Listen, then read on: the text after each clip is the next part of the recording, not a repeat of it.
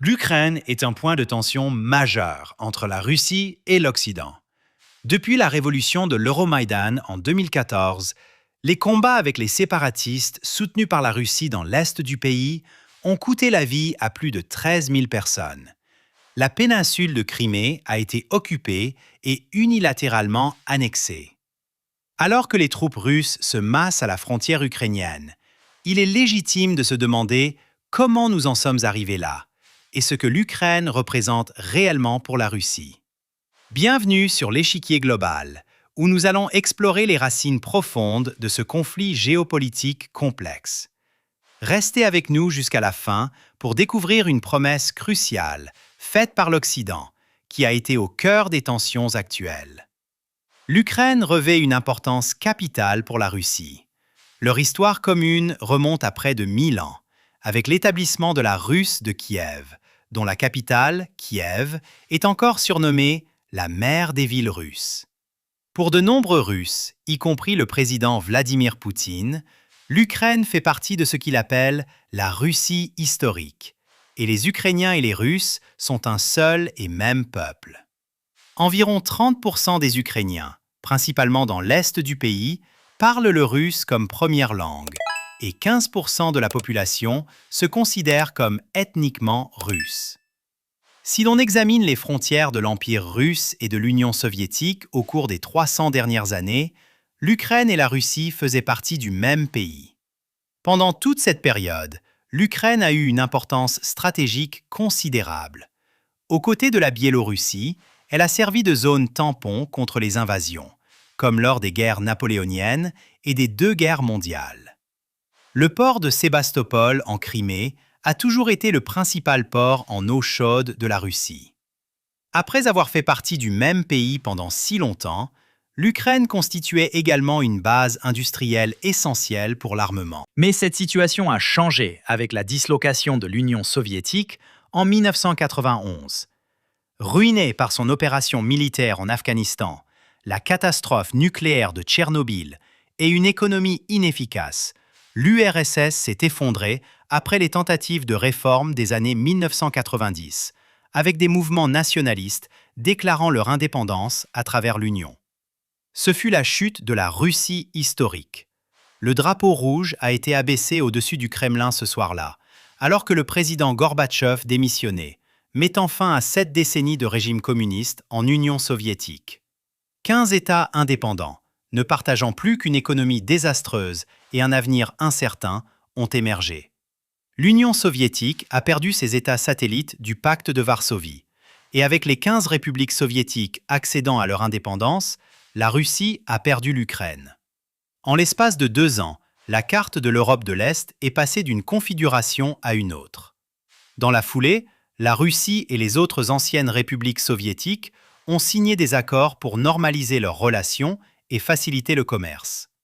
Dans le cas de l'Ukraine, cela signifiait la remise de 4000 armes nucléaires en échange de garanties sur ses frontières et sa souveraineté.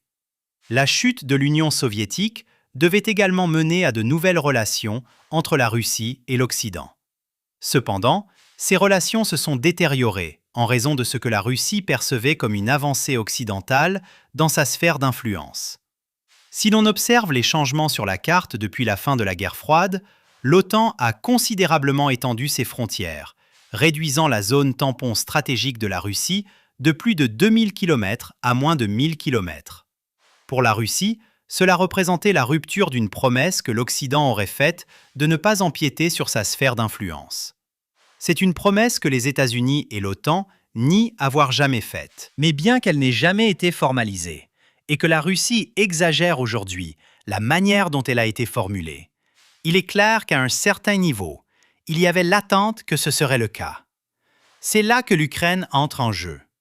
Après la chute de l'Union soviétique, elle a tenté de maintenir un équilibre entre la Russie et l'Occident, évitant l'intégration avec l'un ou l'autre.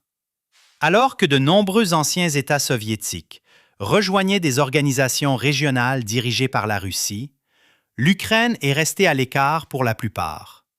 Mais le pays était profondément corrompu et contrôlé par des oligarques. À la suite d'une élection largement rapportée comme truquée par les observateurs occidentaux en 2004. Un vaste mouvement de protestation, appelé la Révolution orange, a éclaté dans les rues. En partie grâce au soutien occidental aux manifestants, l'élection a été rejouée et l'opposition réformiste, dirigée par Viktor Ioutchenko, l'a emportée. Cela a marqué le début d'un rapprochement entre l'Ukraine et l'Occident. Le pays a été invité à rejoindre l'OTAN en 2008 et a intégré le partenariat oriental de l'UE en 2009. Cependant, en 2010, les réformistes, affaiblis par des querelles politiques intestines entre le président et le premier ministre, ont perdu l'élection face à Viktor Yanukovych. C'est à ce moment-là que l'Ukraine a dû choisir entre des liens plus étroits avec l'UE ou avec la Russie.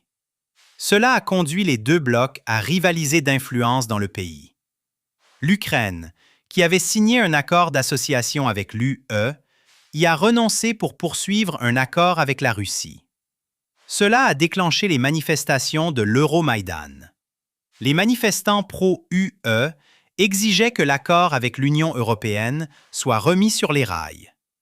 Après la répression violente du gouvernement, les manifestations se sont transformées en révolution et les protestataires, qui avaient initialement le soutien des dirigeants européens, ont fini par renverser le gouvernement de Yanukovych. Peu auraient pu prédire la rapidité des événements.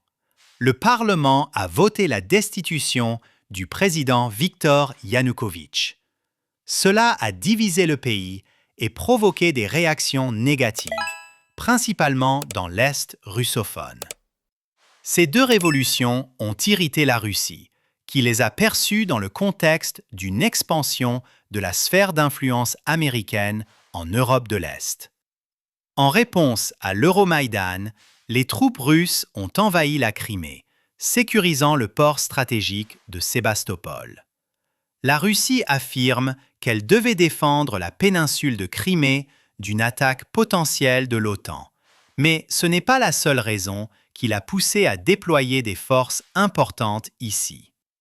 1 an et demi après l'annexion, le Kremlin a commencé des opérations en Syrie. Elle a hâtivement organisé un référendum pour justifier l'annexion de la péninsule, où 96% des habitants ont voté pour rejoindre la Russie. Mais avec une grande partie des Criméens se considérant comme Russes, le résultat aurait probablement été le même si le processus avait été légal. La Russie a également soutenu les séparatistes dans l'est du pays pour déstabiliser l'Ukraine et l'empêcher de se rapprocher de l'Occident.